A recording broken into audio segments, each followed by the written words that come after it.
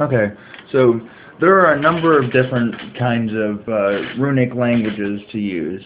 There is there's this right here, Fabian. Uh, you can also use Seax Wicca, runic alphabet, and then there's also one that dates back a little bit further back, and this is called pt2. But I think since we're going to be writing on these little discs, we're going to be using the CX. It's a little easier to write with. I've used this before on these. Now the next step is to come up with what ideas you want to go along with. So let's find out here. Considering the season and what we're going to be doing, I grabbed four of these wood chips of mine, and I was figuring, well, I only have that I can think of. I have one relative who just recently died, who was close to me, and I have a grandfather who died a while back, who I was pretty close to too. So I was going to use two of these for that. And then the other two, I was thinking about just making some fun stuff with them. Maybe one side put a pumpkin, on the other side put like a little ghost or write boo or something like that. You know, just do something fun. You know, I mean, you know, Samhain's about, you know, remembering, you know, it's about remembering the dead, and you know, and another part is, you know, celebrating, you know, the seasons changing again. Well, yeah, I mean, it can't all be sad. Not that death is exactly a sad thing. I mean, it is and it isn't. But, yeah, let's get started. So, let's come up with what we're going to write. Alright, so, we know that one of them is going to be for my uncle. And the other one is going to be for my grandfather.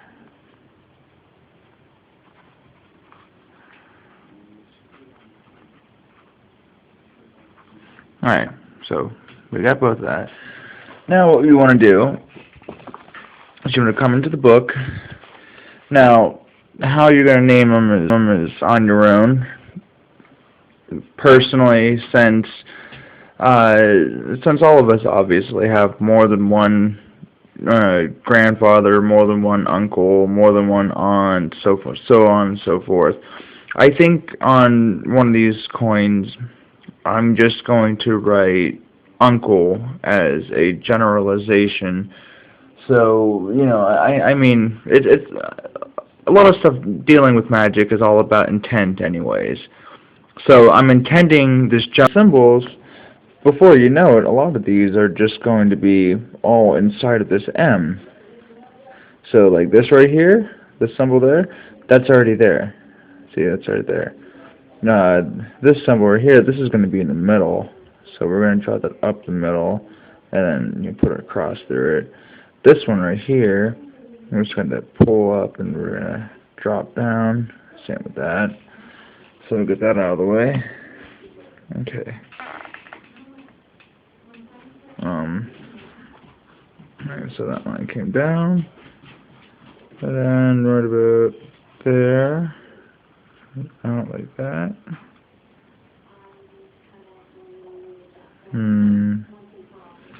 That might have been a little bit too curved out, so I'm going to redo that.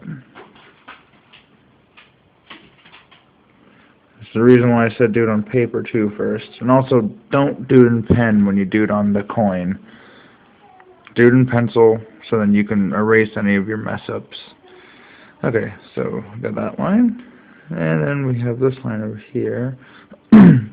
Now, I've seen some people when they do the runic, if there's a symbol that is the same, like if I had two of these symbols right here, I've seen them where they've taken it and they put the other one on this side.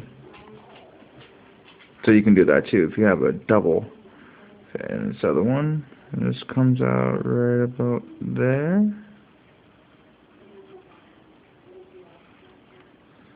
Okay.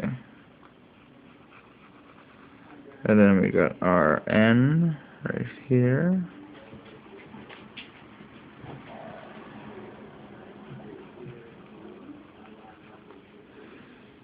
Alrighty. Okay. Now let's erase our bottom guidelines, because you're not going to put those in. Okay. And now there's Uncle's monogram. Okay, there you go. Uncle.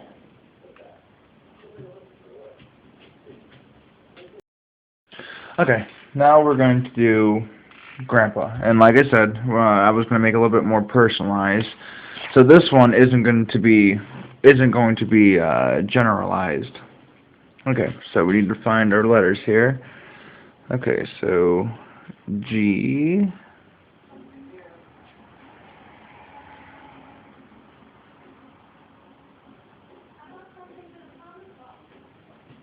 I'm not seeing it. So I might have to improvise. A lot of languages from this time period, these weren't originally used to write in English with. They were used to write in, what is it, Scandinavian, or no, Sanskrit, I think it is. Sanskrit, maybe. Yeah, so these were used to write in other languages that weren't English. So a lot of the words from the other languages wouldn't have the same letters or symbols as you see, like these letters down here, where you see ng, and g, and ea, and ea, and or ae. Yeah, you got all these right here, and then you look up here, and you're missing certain letters out of your alphabet.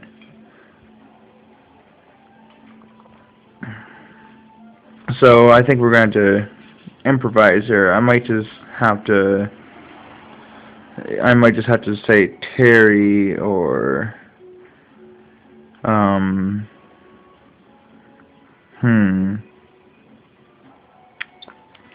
might have to think on this one. Alright, to pick up where we left off yesterday, and by the way, my phone died, so in the meantime, I went ahead and I made 2 of these, the coins I was telling you about. So take a look here. So yeah, I burned in. See, this is the little fun one that I made. This is a pumpkin. I don't know if you can really see it. I still have to find sandpaper, sand these down, and then I gotta go find the polyurethane and some stain, so I can stain these and seal these, so then they'll be waterproof and I won't have to worry about them deteriorating and falling apart any worse than what they already are. But yeah, this side has a pumpkin on it, and this says Samhain. That's a Anglo-Saxon monogram, and I just used my wood burner over there to burn that into this. Okay, so we did that one, and then I was talking about a more personalized one for my grandfather, so I fit his name on here. So you got Papa and you got Terry, so you got that there.